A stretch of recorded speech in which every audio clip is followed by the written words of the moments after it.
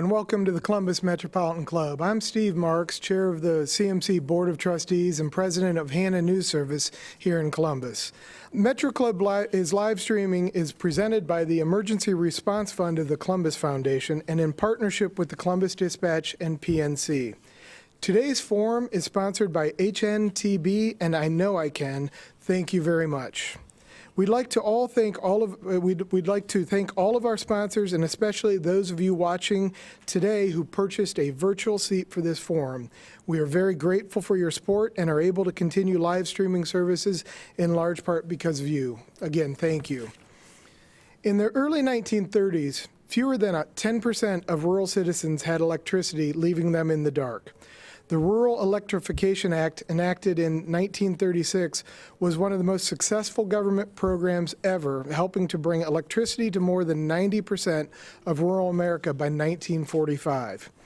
Like electricity last century, the question of rural broadband is an economic one. Building infrastructure costs money, and new technology may help to accelerate solutions and access. When internet access is critical for education, for business, and for life in the modern world, how do we get there?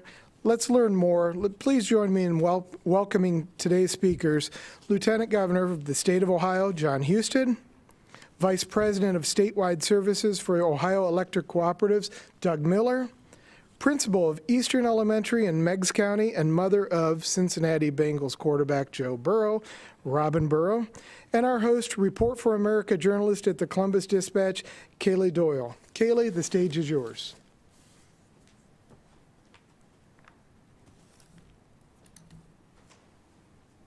Thanks so much, Steve. Hi, everybody. I'm Kaley. I'm looking forward to this conversation with our panelists. But first, I want to give you a little bit of background on me and my role and how I got interested in rural broadband from a journalist perspective.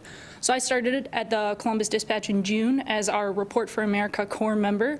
Report for America is a national organization dedicated to eliminating news deserts throughout the country. They're in their third year, and I'm a part of the third iteration of these core members. And so there are hundreds of journalists across the country in TV, print, and radio who are working in roles similar to mine to help sort of stopgap these media deserts that we have across the U.S.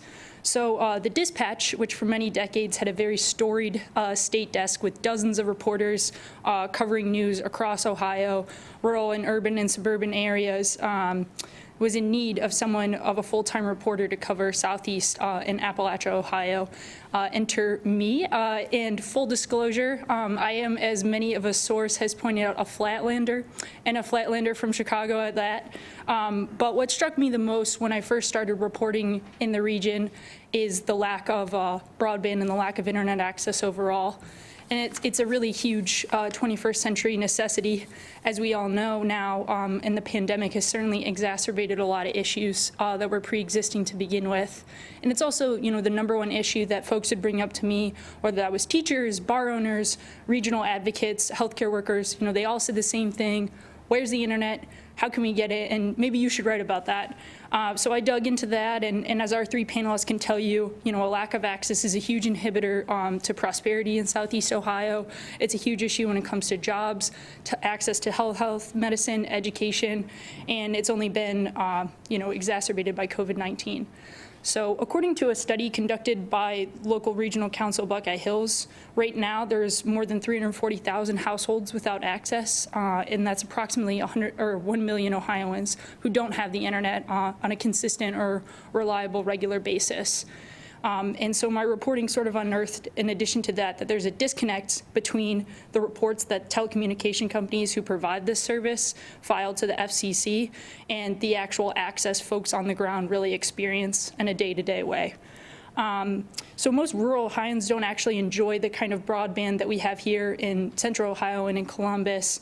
They're experiencing anywhere between a step above dial-up to what the FCC standard definition for internet speeds is at 25.3 megabytes per upload or download. And to put that in perspective, it wouldn't even provide, internet service for a family of four who's watching Netflix or sending an email or also, trying to do Zoom with their colleagues. And if the state wanted to build out fiber optic broadband to every underserved household in Ohio, we'd need about a $2.3 billion investment to replace roughly 45,000 miles worth of decrepit copper cables that they have been basically lying around since, as Steve mentioned in his earlier remarks, since the Rural Electrification Act around 100 years ago at this point. So all of that is to say it's an incredibly complicated and nuanced issue. I'm extremely grateful for our panelists for being here today and to help us sort of walk through this problem and talk about some solutions that we're all hoping to one day achieve. So I will open it up to the panelists now, and I'll start with a simple question with Robin first. Why is internet access so important? And maybe walk us through how broadband, this issue, and the lack of access itself impacts your daily life. Thank you, Kaley. For us in the educational world, as everyone knows, with COVID, most all of our students are in some way, shape, or form experiencing at-home learning. And I'm sure many of us in this room and the audience as well are parents who have also are experiencing that and trying to work through all of those challenges. In Southeast Ohio and all of Appalachia, we certainly have more challenges. We started back March with an abrupt closure of our school systems, of really the whole world shut down for a period of time. And as weeks passed, it became more and more apparent to us that we were going to have to figure out a way to provide quality education to all of our students remotely. And we were hoping that it would only, be for a short time, and now here we are nearly a year later with our district is blended, so we have students in the building 2 days a week, and they're at home learning 3 days a week. So, that's a very small percentage of their education that's been for nearly a year now that they've really gained quality education face-to-face. So that's a huge issue. We had the abrupt closure in March. We sent our students home. At that time, our district was not quite yet one-to-one. So even if students had access to internet, they didn't necessarily have devices that they could stream lessons. And most of them couldn't stream lessons anyway because of their internet access. So we also, as a district, really needed to, and as many districts in Appalachia throughout Ohio, we had to figure out who had access, who had devices quickly in order to provide that quality education. And we got up and running as quickly as we could with online learning, but it also very quickly became apparent to us that probably a larger portion of our population did not have access. And we really needed to be able to connect with those kids because of not only education, but because we needed to know that they were okay. We needed to be able, if they were not participating in our education, just as though they would possibly be gone from school, if a child is gone for school more than 3 days in a row, I mean, we're going to find them, right? Well, now there were, weeks on end that kids were not able to log in or were not logging in, and we needed to do well checks on those kids. So education, as well as just their well-being of their families and their access to information was a huge problem. And so over the course of several months, we all districts in Ohio started to gather all of that information and started to be able to train our teachers, who also did not necessarily have access at home. So they were, once we could open our school buildings again to at least our personnel, we were getting them in to get them information, get them access to their remote trainings, to new additional software that we could provide to our students for learning. It was a very high hill to climb, and I know that all districts in really America had those same challenges, but For us, and in other areas in Appalachia, most of Appalachia, it was especially challenging because of the lack of broadband. Doug or Lieutenant Governor, do either of you want to speak to that a little? Sure. Well, I grew up rural. I grew up in rural Ohio, although I grew up in rural northwest Ohio, where the topography is a little different than it is in southern Ohio. But when you think about it, I look at the time that I grew up. Even though we were rural and we lived a long way from any city, I lived 60 miles from Toledo. That was the closest city. You only had telephones, radio, and television. And while you may have to do some funky things with your TV antenna to get the signal, you could get the same access to information that anybody in an urban area had. But that's not the same today. Today, the disparity, we talk about economic disparity. Well, one of the components of economic disparity is access to the internet. Because if you don't have access to the internet, which many rural folks don't, and you have three areas. A, I don't have access. I couldn't buy it if I wanted to. B, I can buy it, but it's so poor quality that it doesn't really do what I need it to do. Like if you have a brother and a sister trying to go to school at the same time, they can't get on Zoom calls because their internet's not good enough, even if they have it. And then, then you can't afford it. You have all of these components of access that fall into it. And you can't participate in the modern economy, the modern education system, the modern healthcare system without it. When we talk about education, which is certainly a big component of this, but if you wanted to telework, if you wanted to do a Zoom call, as a lot of people I'm sure who are watching this today are accustomed to, if you live in many geographic locations in the state, you don't have that access. And you're not, you're not able to participate in e-commerce to the extent. You're not able to work and do remote activity, not to mention educationally, and not to mention healthcare. You may have mental health issues. You may be recovering from addiction. You have a lot of these things that you need that access. You don't have it. And so building that infrastructure and that access is incredibly important to bridging the overall goal of the economic and social divides that exist in our society today. This is also an urban problem as well as a rural problem. But that's why this is important. That's why we have to care about that. That's why I'm here today talking about this topic, because I feel it's so important. And I just want to set the stage with those thoughts about how, before we get into solutions, how important it is that we actually have a complete recognition in society. Because look, I understand if you live in a suburban community and you have great access, this is not an issue to you, all right? You take it for granted. Imagine that you had none of that. I ask you, look, we have people that can't put down their phones for 5 minutes. Imagine you didn't have access to just do it for a day. If you don't believe me that this is a real issue, try to do it for one day and you realize what divides do exist. Yeah. Thank you both for kind of raising, the issue. And from my perspective and from our members' perspectives, broadband has been an issue for some time, and we're glad to see that it is now getting the attention that it deserves and needs. And Kaley, you framed up the issue very well. Of the 24 million households in rural America, 80% of them are rural, served by electric cooperatives that don't have affordable access to broadband. And it does impact, as Lieutenant Governor mentioned and Mrs. Burrow mentioned, it impacts education, healthcare, economic growth, health and safety. There's just so many areas that the internet has an impact on.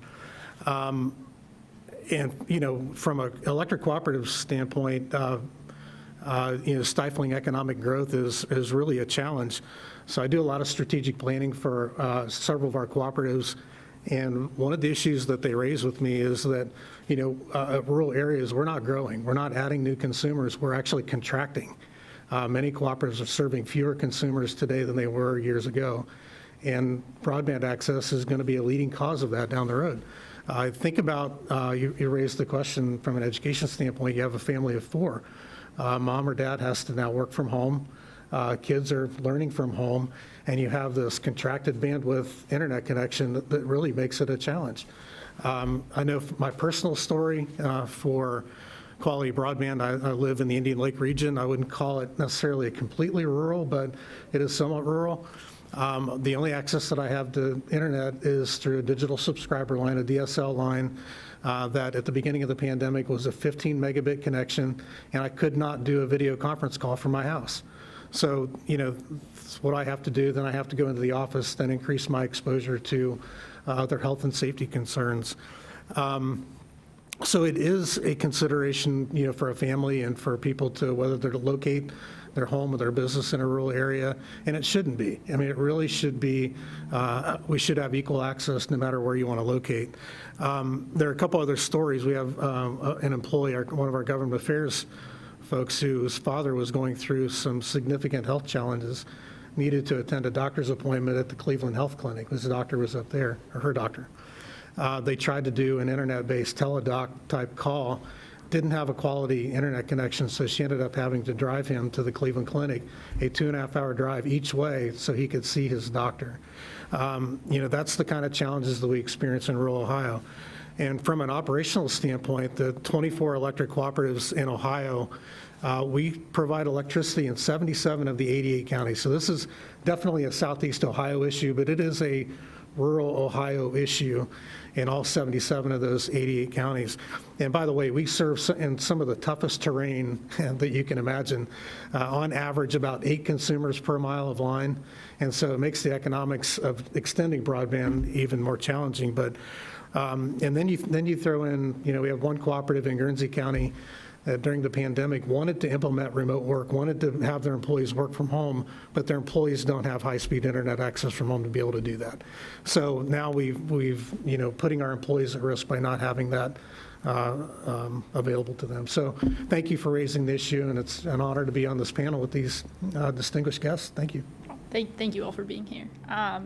Lieutenant Governor, I know we've had a few conversations at this point about how one of yours and Governor DeWine's major concerns is addressing the connectivity issue. So I'm wondering if you could sort of walk us through a few of the different solutions that we've discussed before and different technologies you guys are pursuing, as well as what you think the state's responsibility and role should be in addressing this problem. Yeah, thank you. And Governor DeWine and I, we had a good conversation about this yesterday. It's important to understand what problem you're trying to solve, because some cases it's an affordability issue, some cases it's an access issue. Some solutions work better than others because you have topography differences. Let me just discuss a few of them that I think that I have hope in and that I believe have promise. First of all, let's talk about Starlink. Starlink is low-level satellite connectivity to the internet. You may say, well, we've had satellites for a while. Well, this is the SpaceX lower level satellite high-speed internet project that is in the pilot phase right now. And we worked very aggressively to see if we could do this pilot with Starlink. We have one going on in a rural area outside of Marysville right now, where we have about 90 families and businesses who are part of this pilot project.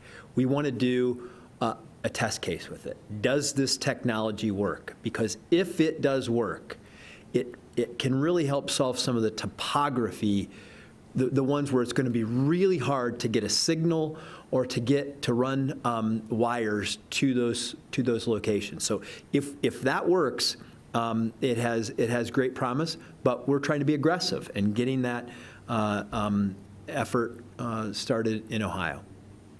I just came back from a project that we were working on in DeGraff, Ohio, at Riverside Schools, which is in Logan County, outside of Bellefontaine, where they took, because we knew that this was a problem, so Governor DeWine and I put forward $50 million of the CARES Act money for schools to do demonstration, or to get hotspots and Wi-Fi out there for kids during the pandemic.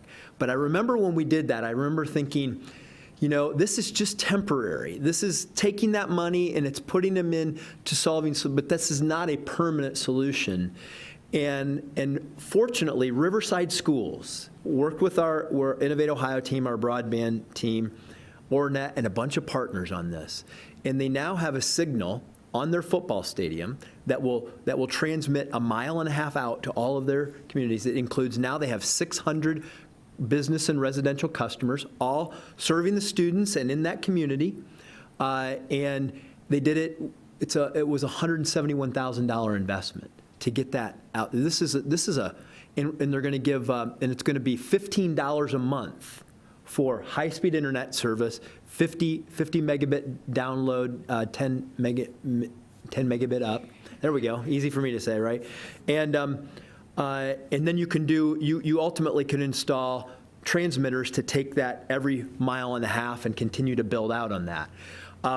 This works well because of the topography there. It's a lot easier to do it in this part of rural Ohio than it would be when you get into some serious issues with topography, but it has a lot of potential. And then also we announced yesterday with Southern Ohio Communication Service in Pike, Scioto, and Adams County, subsidy. Basically, remember all this. Most of this is private sector done. This is the private sector does it. You buy this service. Well, the private sector is not going to do it if they can't make money off of it. And we all understand that. You can't afford to do it if you don't. So you have to find some of these internet services providers to give them some of the upfront money to finance the cost to make this possible. We've done some things with rural electric co-ops, Buckeye Rural, and some others. So they're a patchwork of these kinds of things to try to make it work that I think have potential. Also, leveraging state assets, our rights-of-ways, our towers, anything that's a state asset, helping to make those resources available to the private sector, not-for-profits. I left out, by the way, I feel bad for doing this, PCs for People, which is the primary not-for-profit sponsor with the project that I talked about in Riverside. If you're interested in this topic, PCs for People, we think is an example of one of our great partners that can help expand this in a affordable way to a lot of people around the state. But it's going to take, it's like a quilt. It's a patch here, it's a patch there. There's not one solution for everything, but we have to invest in all of these kinds of different solutions to get at solving the problem. Sure. That makes me curious, Doug, from your perspective with the rural co-ops, hearing about this low-level satellite technology and sort of this being more of a patchwork quilt type approach.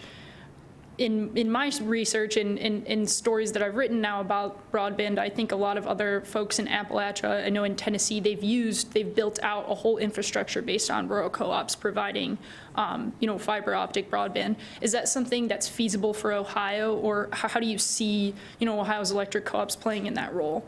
Yeah, the Lieutenant Governor brought up three things that I think make that a little bit of a challenge. One is cost, two is technology developments, and three is the affordability piece. So we have 24 electric cooperatives in the state of Ohio. Mostly all have looked at infrastructure deployment and have looked at the cost. But then, and we hear quite often that, you did this in the 1930s, right? So there was no access for electricity in rural America, rural Ohio, and you did it, and it's just the same as it was back in the 1930s. Well, again, we just identified two new technologies that if you build out this very costly infrastructure that would maybe, trump a very expensive deployment of fiber to the home. And so our cooperatives are proceeding very cautiously. They're studying. We are not-for-profit electric utility companies. We're owned by the members we serve. So the equity that we have is our members' equity. And so we have to be very cautious about how we leverage that to expand into these new businesses, and particularly with broadband. So I do think there's a role electric cooperatives can play, and we're very anxious to be part of the solution. However, it is something that we're proceeding very cautiously with at this point. Robin, from your perspective as an educator, just listening to a lot of these stopgaps, as Lieutenant Governor Husted mentioned, and that we've been following, you guys allocated, $50 million in CARES Act money for these education, grants, working on a variety of different solutions here. Is this private-public partnership, is that the best we can do from someone who's, working and living on the ground in this area? Or are you looking for a greater collaboration from the federal government, something akin, to a New Deal-esque kind of mandate that would, in the same way that the TVA, electrified rural America back in the day, that would also sort of bring broadband and bring the rest of Appalachia into the 21st century? Was that a question for Robin? Yeah, I'm sorry, you go ahead, Robin. Robin first, maybe, then you, Doug, yeah. I'll go first and then, okay. Sorry, I didn't mean that. That's okay. You were looking at me. So first of all, I'd like to take just a second to thank the Lieutenant Governor, because the CARES money and for the match waiver for our school systems, that was a huge step forward. We waived the waiver because of the things that you told us you needed, so. Well, and we you appreciate that deserve very credit for much. that, I know too. the Appalachian Children's Coalition was a part of that communication, and we appreciate that very much. It allowed many school districts throughout the state to be able to reallocate money and use it for other things, so thank you for that. And I think that there's no way that we could possibly find a solution without some help from the federal government. It's a huge financial undertaking. It's going to have to be a partnership between both private and public sector in order to find a real solution, and for us to partner together to have actionable steps to solve the problem. It's going to take people from lots of different entities across America and from the federal government, absolutely. I would like to say that I know that in our school district, we used much of our CARES money and different monies that were allocated for MiFi White hotspots, and that helped many of our students and many of our families. However, at the same time, those hotspots needed cell service, and in our area of the country, cell service is very sketchy. So unfortunately, some of the hotspots that we distributed, the families had to bring back, and we redistributed them to other people to see if they could find a good enough signal for those hotspots to work. We also used some of that money to buy smart bus devices so that that would create the bus would be a hotspot. For us personally, in our district, rather than using the buses, we put them in little churches throughout our district so that it was a little bit more a permanent spot for people to be able to go to those parking lots and be able to upload the documents that they needed. Then the kiddos and the families would go home and work, and then they would come back to be able to download their work. So as both, I think you guys have talked about that they're patches, they're little Band-Aids. It's a little surface solution to a huge, deep wound that is affecting 1 million people in Appalachia. And I think that the conversation has started and solutions are being investigated. And I think that we need to continue to keep our families and our children of our rural communities at the forefront, and make sure that we're meeting their needs so that we can bridge those deficiencies and those disparities between our urban and suburban populations and those who choose to live in rural areas. I want to, Doug or Lieutenant Governor, did you want to I tackle would, that? Or? First of all, I apologize for interrupting you. Absolutely, the short answer, do we need some government assistance to help fund these projects? Absolutely. There have been a number of efforts to do that. I think, the CARES Act funding, the Rural Digital Opportunity Fund, RDOF auction, CAF auctions, state programs, certainly local investments from our utility companies to be able to do that. But the reality of the world is for electric cooperatives in rural areas, we serve an average of 8 consumers for every mile of line. So over a mile of line, on average, 8 consumers. You go down to Adams County in southeast Ohio, that's more like 3 to 4, okay? So now you start running the numbers in terms of collecting, what is it, $50 a month or $70 a month for a fiber connection to the home. The business plan just doesn't work, and that's why it hasn't been done to this point.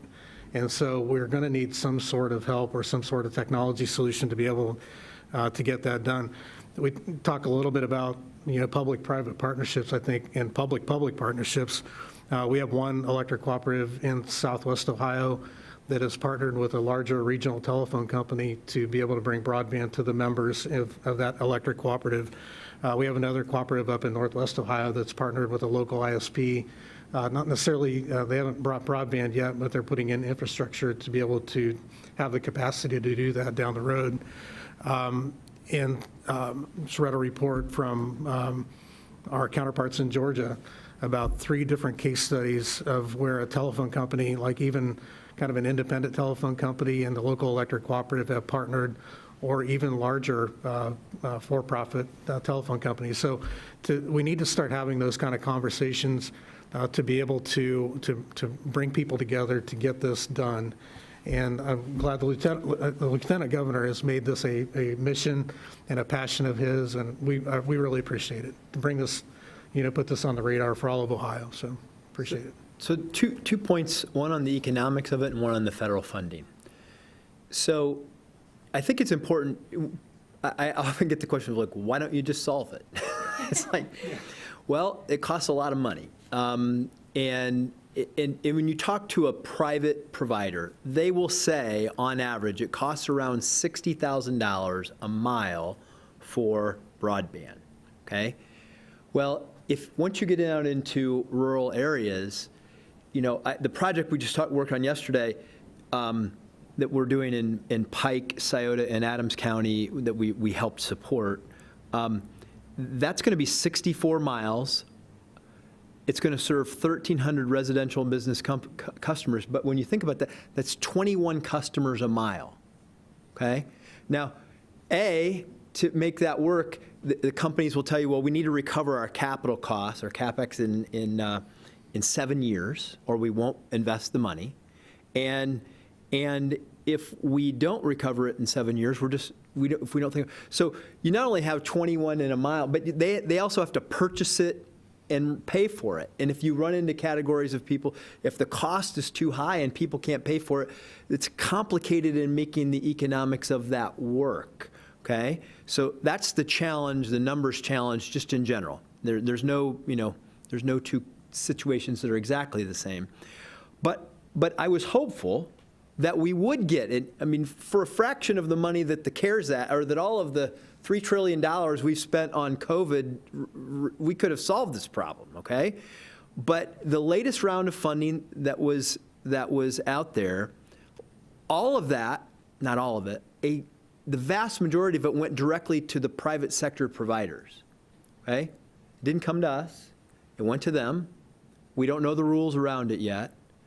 But I hope that there is an obligation, and I'm going to talk with all of these private sector providers about this that operate in Ohio, that they use that money not to expand 5G in places where they already have it, but to use it to expand 4G, which the cost of that has come down a lot now that we have 5G, into the places that don't have it. And I hope that that is how that large amount of federal funding that's gone out in the most recent relief program is invested, because it will be a missed opportunity if it's not. And Lieutenant Governor, I'm glad to hear you say that. That is obviously a concern of ours as well, is holding the recipients of this RDOF auction money accountable over that period of time, the 5 or 6 years that they've promised to deploy broadband. So we're going to be watching that too, and we're glad it's on your radar. Yeah, and I don't understand. I get it. If you're in the private sector, you have an obligation to your shareholders and to your employees to make money and not go out of business. So they have jobs and your customers have service. But when you're talking about putting federal money in it, you're talking about taxpayer money, that has a more global, you have more of a global responsibility to serve the underserved with those dollars. We're going to be moving to the questions from the audience in just a couple minutes, so I'll throw out a final question from me to you all, and then we can sort of move over and piggyback over to folks who are watching the live stream. But I guess something I'd like to address or talk about a little bit, backpedaling here, is House Bill 13. That was a big piece of state legislation that was going to, provide $20 million, which, as we've all just discussed, doesn't seem like a ton of money in the grand scheme of things, but, a solid amount, of dollars that could go towards helping these folks in the private sector as well as the electric co-ops. I know we're going to be open to getting that money and, expanding access. It passed in June in the House. It was up for deliberation in the Senate, and then ultimately they didn't do anything with it. So I know a lot of folks were kind of like, what gives? Like, why isn't this happening in a more concentrated effort from, the State House, when a lot of these representatives do, have constituents in rural areas? So I'm curious just, how you felt, the three of you, how that sort of news, came down to you, and then also, what pressure should we be putting on our representatives in Ohio right now to make this a greater priority? And obviously, we have that coming from the top at the state with you, Lieutenant Governor, and Governor DeWine, but how do we get everyone more on the same page? Well, you want me to start, or you want to? You start from the grassroots, Robin. You tell them what you think, and then I'll finish from. Okay, so certainly there is a high level of frustration about House Bill 13. I think that, to me, everything seems very disjointed, I guess, a little bit, and there are so many different pieces and parts that and it's complicated. So there are experts here and experts here and experts here, and I feel like we need to gain a network of people who have the same focused goal of expanding broadband and finding, again, actionable steps that we can move to find an answer in a reasonable amount of time. It's very complicated, and we have a level of infrastructure through the rural cooperatives, but they don't have the fibers, the right kinds of wires to make it happen. We have lots of other technology coming that's being investigated that might be the answer in other places, and somehow we need to bring people together who can work together to find the solution and first of all, find the actionable steps, and second of all, to find the solutions. Well, I'll just, House Bill 16, or House Bill 13 of the old General Assembly absolutely should have been passed. We have a lot of legislators who will talk about the fact that their constituents aren't being served, but then they left without doing this, and they know that they should have. And so we'll be back at the beginning of this General Assembly with the same or even more in that package, because we need some of the relief. There's a piece there's even just some language in there to make it a little more easy for rural co-ops to do this and know that they have the legal authority to do it. Just things like that were important elements of that bill. But you have to have a grant program, and I'm going to come back to the economics piece again. Because let's just say that it costs you $60,000. But, hey, if you could subsidize even $10,000 of that mile, we could afford to do it then. That's why you need a grant program. You need a grant program to subsidize, to make the economics of these things work for urban and rural Ohio. And that's why you need something like a House Bill 13, so the state can have a grant program to assist in the areas where they're just a little short. They just need a little boost to get there, and I think that can lead to an expansion to lots of people in the state. All right, so we are going to transition over to our audience questions. Jane Scott of CMC is curating questions from the live stream. So, we would thank you to avoid any editorial comments. But Jane, I'll turn it over to you. Thank you. And we do have a lot of editorial comments, believe me. So, and there are a lot of duplicate questions, so my apologies to folks who ask questions. We're going to kind of consolidate them. There's clearly a lot of interest in the federal government's role in this. Steve Cook from Osborne Engineering, I guess, uses the word that encapsulates that. Does the state of Ohio anticipate federal support of rural broadband initiatives from the new administration? Yes, we do. We've already been in communication with the Biden administration about the importance of this and how we're willing to work with them on these programs. We were in conversation with the Trump administration on this. We'll be in conversation with anybody who wants to be in conversation with us about how they will help us knock down the barriers, find the resources, and distribute those resources to where the problem really is. When you have federal money, any government money out there, free money as we'll call it, for people, they want to capture it and they want to do what they want to do with it. We need to make sure that it gets spent where it's needed, to prioritize that, to leverage more private sector dollars with that money to get more investment. If we do that, we'll solve the problem more quickly. And I guess I have a follow-up question to that. Is there a coordinated effort? Who's in charge? Well, we have an Office of Broadband that we established. Governor DeWine established the Office of Broadband. I'll say his name, Peter Voderberg. Peter Voderberg runs it. We put a statewide strategic plan together. We work to make sure we had the maps to know where the needs were. We have maps that show where you have no access, poor access, great access, so that people can be informed about where those investments are needed. We're in conversation with the private sector internet service providers. We're in conversations with schools, with not-for-profits, and the Office of Broadband in Ohio is the coordinating location for that effort. Great.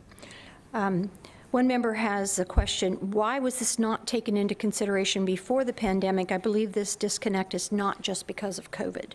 So in other words, what was happening before? I can tell you, I've been in this job for now, I guess, about 2 years, and it was a priority coming in. We did, at the very beginning, believe me, I made plenty of people mad about this because a lot of the big companies that went to Capitol Hill and testified and said, hey, we want to help, people out there who don't have access, and then we asked them to help, and they wouldn't help. And so we said, fine, we're going to do an RFQ. We're going to ask questions. We're going to get your answers back about how you're willing to help. We use that to build that strategic plan. So this was in place before COVID. It's just COVID lit a fire under it. COVID exposed what already existed, that we had so many people that didn't have access. But now, when people started to realize that it's school children who had to go remote, it's for moms and dads who, it's like, hey, I need you to go work remote. It's like, I can't work remote. I don't have access. I think that helped raise the consciousness to many people who have that access and just take it for granted. They think everybody does. They don't. We now know, and it's gotten people's attention. Great. Peter McCrae asks, when is the SpaceX Starlink high-speed internet access system scheduled for statewide availability in Ohio? And I guess the next piece of that, is there other technology that is beginning to surface because COVID has lit a fire under such a critical need? The Starlink pilot project, Starlink won't comment on it because, they've kept this very quiet about, I encourage you, if you're interested in it, go and search it if you have internet access. You can search this project and see just the amazing number of satellites that are up there now that they're building. And you understand you can only get it in the northern hemisphere, the uppermost reaches of the northern hemisphere as they build out that satellite. But we're now at a place where we can test it in Ohio. We don't know if it will work, and we don't know if it won't. The pilot is underway. We're getting people the hardware that they need to do this, and over the course of the next few months, we'll get their feedback to see if it works. Can dad be on a Zoom call, and can the two kids, is it good enough that everybody, you know, one person's watching TV, two are on Zoom calls, the other one's trying to do homework, and is it that kind of quality? And if it is, I think it has great potential. The Internet of Things, there's a whole other kind of small satellite technology that's being developed to track everything from cars to wildlife, you name it. The technology is growing, but we're talking about Starlink is really geared toward that residential business customer. Robin, this one might be good for you. Carol McGuire asks, what are businesses currently doing in rural areas? Well, that's a good question, because I know remotely or in our rural area, in our remote rural area, for the most part, our fire departments and our small businesses, they're close to our school district. Our fire department has a hotspot so that they can continue to provide services, obviously. But, I mean, it's not like they have online services. You can't order your groceries from a rural little grocery store. People are forced to go in. So they're driving. People are driving to more urban areas to be able to utilize those services. Otherwise, with COVID, people are they're being exposed potentially. So there's a huge gap there. So Doug, I'm familiar with the cooperative story. In the 1930s, the Rural Electrification Act was a model that had really not been used before. Cooperatives were becoming available for lots of services for rural America. Maybe not the exact technology, but certainly the model for the funding, and the infrastructure of the cooperatives themselves are already there. Are your folks working at the federal level to try to push some sort of a reboot of the Rural Electrification Act? Yeah, I don't know that we're trying to reboot the Rural Electrification Act. I do think we are, lobbying for federal financial assistance to be able to do this. As you point out, we do have a lot of infrastructure in place. And I would say there's a couple things that electric cooperatives are doing and can do to help foster broadband deployment. I think one, well, first of all, let me just make this point. Our first concern is to make sure that our members get equal access to broadband.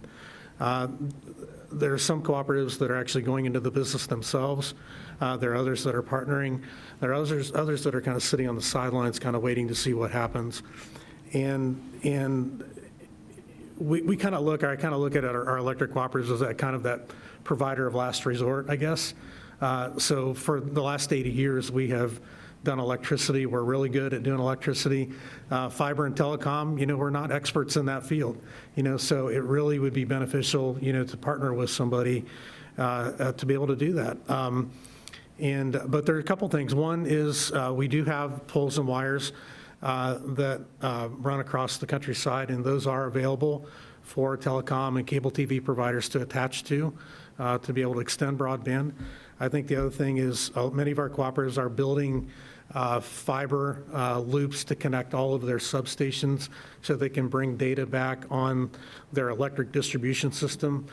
They can have video cameras to kind of monitor the security and safety of those facilities.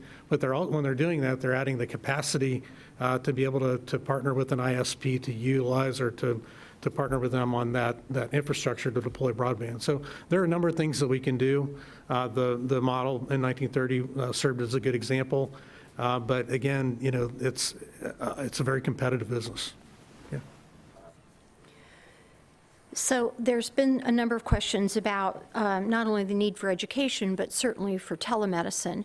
And as rural hospitals are fewer and farther between, in your story about going 2.5 hours one way, is there anything happening from different funding sources, not just for education, but also for medicine and healthcare, that maybe could be part of this solution? Yeah, I will remember, we had a news conference on this where we had the the superintendent from the Switzerland of Ohio schools, which is in Monroe County. I imagine most people haven't been to Monroe County. It's one of the most rural places in Ohio. They had, and we used some resources to set up a telehealth pilot program for the school system. You say, why? Well, some of these schools are literally 30, 45 minutes, the buildings physically distant from one another. And the counselors, sometimes if there was an emergency, would have to drive, a considerable amount of time, or you might not even be able to find them because they didn't have a cell signal. And so we built the infrastructure to do a telehealth pilot in Monroe County. The reason you probably haven't heard of it, maybe, is because the day we announced it was the day the first case of COVID hit in Ohio, and so that was the news. Kaley, we couldn't outdo the telehealth pilot in Monroe County. Didn't exceed the newsworthiness of that story, and so it was hard to explain it. But since then, we've built the template for how you can do a telehealth program and get the capacity increased in that community. So if there's anybody out there that's interested in how you can expand a telehealth pilot in rural Ohio, we have the template built. We'll work with the schools. We're working with the healthcare providers to continue to do that. That's one way that you can subsidize some of that infrastructure that also can be used by people in other parts of the community. This is our last question. Lainey Cuthbert asked, are there best practices in place in other rural areas around the country that Ohio could borrow and learn from? I'll take the first crack at that. I think absolutely. I'm looking at this report that I got from Georgia, 3 public-private partnerships to expand broadband. I think, House Bill 13 is kind of on the heels of what has been done in Indiana, done in Mississippi, and other places where additional funding from the state, a state plan has been put together so we can leverage that to tap into other federal resources. So there are definitely models out there that work and that we can learn from to bring broadband to our members. Kaley? I will add just quickly. One of the things Ohio has that other places don't is we have ORNet, which connects all of our public institutions, libraries, and schools. It's great. It's a great asset. And I hope that what we announced today at the Riverside schools out there in Logan County can be an Ohio practice that we export to the rest of the country, because I think it has that much promise. Thank you so much, guys. Really appreciate it. Steve. I hope you found today's forum informative. It's an important issue facing millions of people in Ohio that it's getting airplay, but not enough airplay. So hopefully we keep moving towards a solution to help folks that need this. So our forum next week will be on Friday. This is weird for all of you. It's normally Wednesday, as we consider and discuss the ramifications of President-elect Joe Biden's inauguration and the launch of a new administration. Thanks for our live stream support today, presented by the Emergency Response Fund of the Columbus Foundation and in partnership with the Columbus Dispatch and PNC. Forum sponsors HNBT and I Know I Can. And our online virtual seat patrons, thank you all. And a special thanks to our speakers, Lieutenant Governor John Husted, Doug Miller, Robin Burrow, and Ceili Doyle. We hope to see you again soon, but until then, be well and stay safe.